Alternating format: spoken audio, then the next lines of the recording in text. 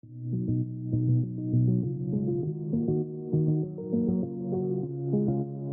pour ceux qui ne me connaissent pas, je vais peut-être me présenter d'abord. Je m'appelle donc Cathy Bigouin, je suis chargée d'études donc sur le cerf France-Garonne et Tarn depuis un certain nombre d'années. Aujourd'hui, je vais vous présenter les données pour le Tarn. Sur les productions animales, les 4 productions principales que nous avons sur le département, bovin-lait, ovin-lait, bovin-viande, ovin-viande. En production animale. Donc en production animale, cette année, il y a 2 choses avant de commencer sur les différentes filières. Ce sont les maladies avec la MHE, la maladie hémorragique épizootique, donc qui est nouvelle, parce que la FCO, on va la voir après, on la connaît, mais celle-là, elle vient d'Espagne et elle a touché surtout le sud des Pyrénées. Et c'est remonté vers chez nous également. Donc, sur le mois de décembre, enfin aussi décembre, il y avait 3636 foyers référencés, mais il y en a eu beaucoup plus sûrement que ça, puisque tout le monde s'est pas forcément déclaré. Il s'agit d'un moucheron donc qui transmet cette maladie-là. C'est un virus, tout simplement, et il n'y a pas de vaccin. Donc, ce qui fait que pour la combattre, c'est quand même problématique. Les animaux qui sont atteints de cette maladie-là, ils ont des grosses fièvres, entre autres, une perte de production importante, voire il faut repartir avec des anti-inflammatoires, enfin retravailler avec des pour la contraindre, là, je dirais. Mais c'est vrai que il y a eu quand même des soucis importants. Et sur 2024, les moucherons vont réapparaître. Là, il fait un peu froid, donc ils se sont calmés.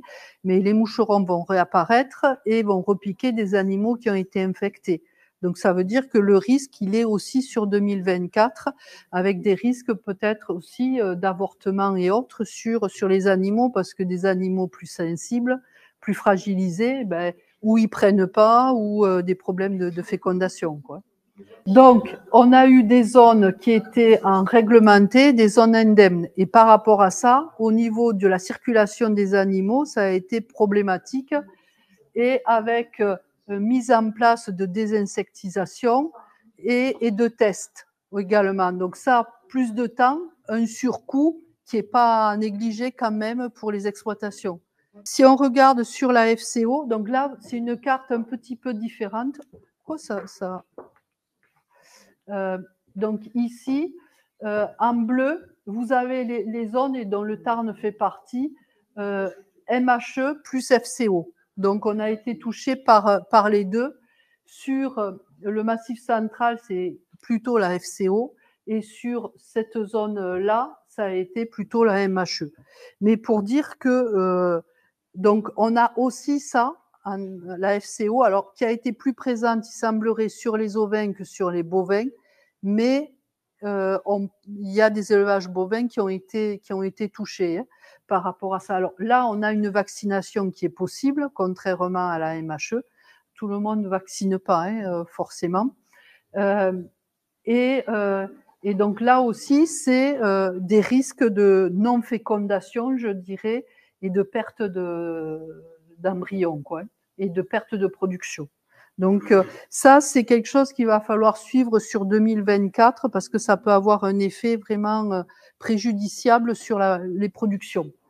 Si on regarde sur les bovins laits, donc au niveau de la collecte mondiale, elle est donc les pays en bleu, c'est les pays qui sont exportateurs au niveau du lait, et on est sur une collecte qui reste proche de celle des 2 dernières campagnes.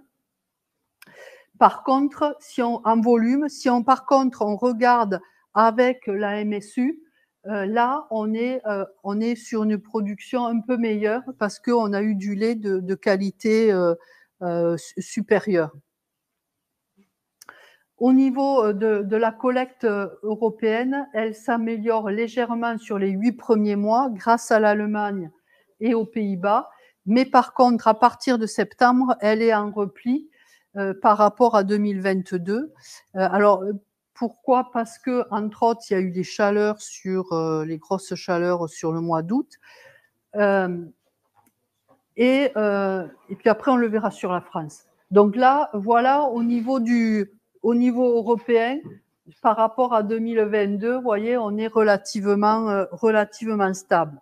Si on regarde au niveau français, par contre, on a une diminution sur les 9 premiers mois, ça fait 2,5%. Le décrochage important sur septembre de moins 4,8%. Et pourquoi on est sur une baisse globale au niveau français? Parce qu'on a un nombre d'élevages qui diminue, qui continue des élevages continuent à disparaître.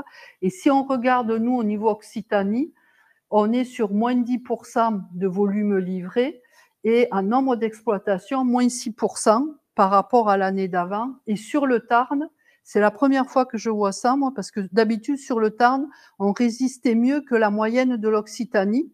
On était plus bas que les Aveyronnais, mais on résistait mieux. Et là, sur le Tarn, on a eu une baisse du nombre d'exploitations à presque moins 9%, ce qui est quand même très important. Ce qui veut dire qu'on perd du volume, ça c'est clair. Après, le volume à l'exploitation, c'est pas forcé qu'il diminue, voire des fois il progresse un petit peu en moyenne. Mais globalement, la production tarnaise est inférieure. Et ça pose quand même des soucis au niveau Occitanie, c'est très très marqué. Et ça pose des soucis après pour la filière elle-même, quoi, je dirais.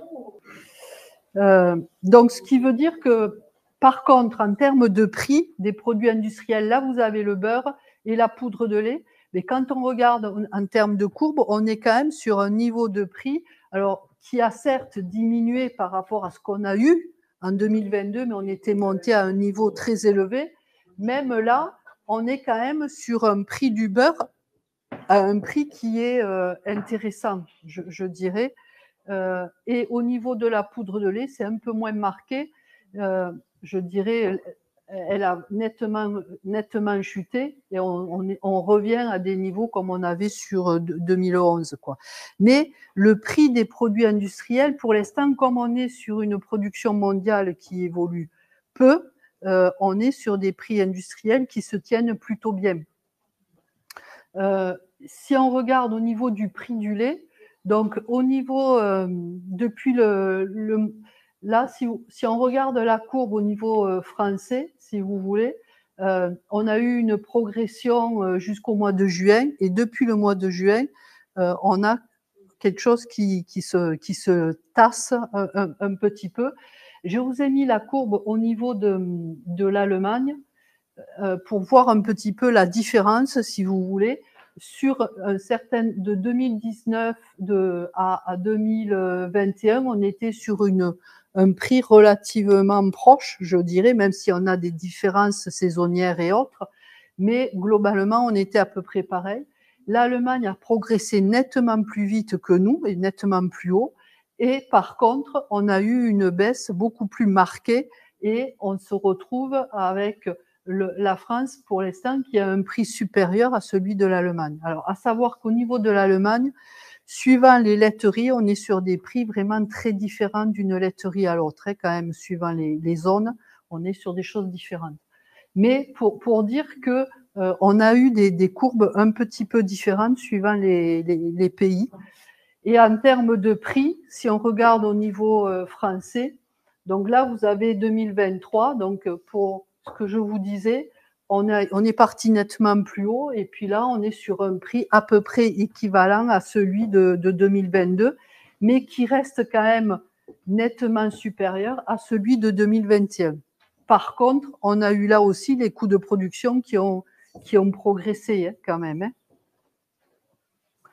Donc, si on regarde en termes des consommations des ménages, ce qu'on peut dire, c'est que en volume, et là on est en volume, on est sur des achats en magasin plus faibles. Alors, si on regarde en valeur avec l'inflation, on est plus haut, mais en volume, on est sur une diminution.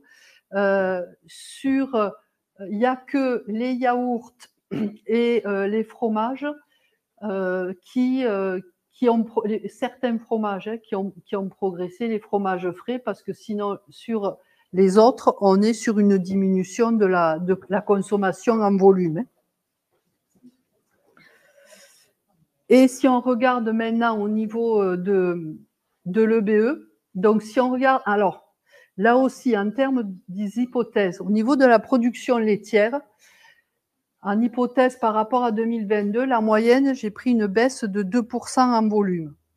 Et moins 3,4 pour l'hypothèse la plus pessimiste et moins 1 pour la plus optimiste. Donc une baisse de la production dans tous les cas.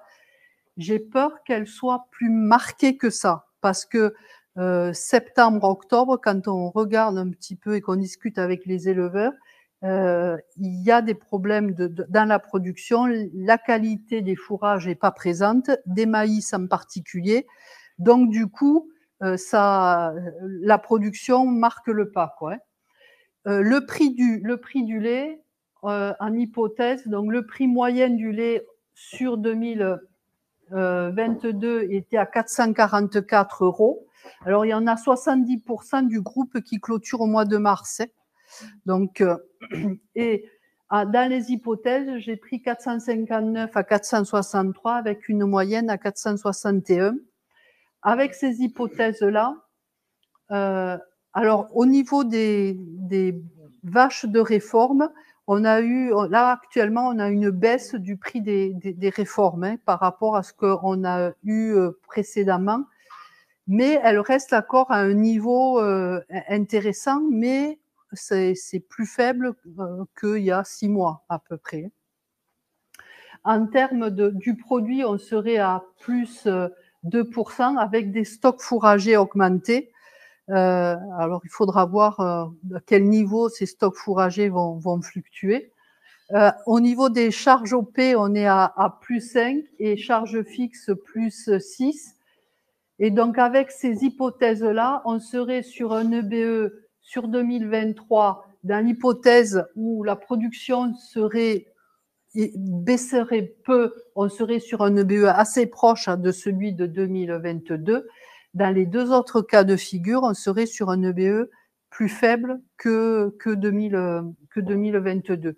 Donc moi, je dirais le suivi de la production est important, quitte à ce que s'il y a suffisamment de nourriture et de volume au niveau des bâtiments, quitte à ce qu'on rajoute une vache ou deux pour compenser cette perte de production à la vache qu'on va forcément avoir cette année, quoi.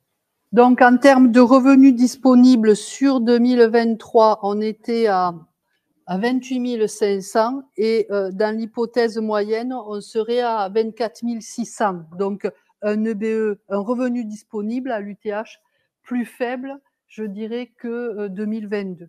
Par contre, on aurait des exploitations qui produiraient un tout petit peu plus. Là, on se retrouve avec quelque chose d'un peu plus identique à 2022.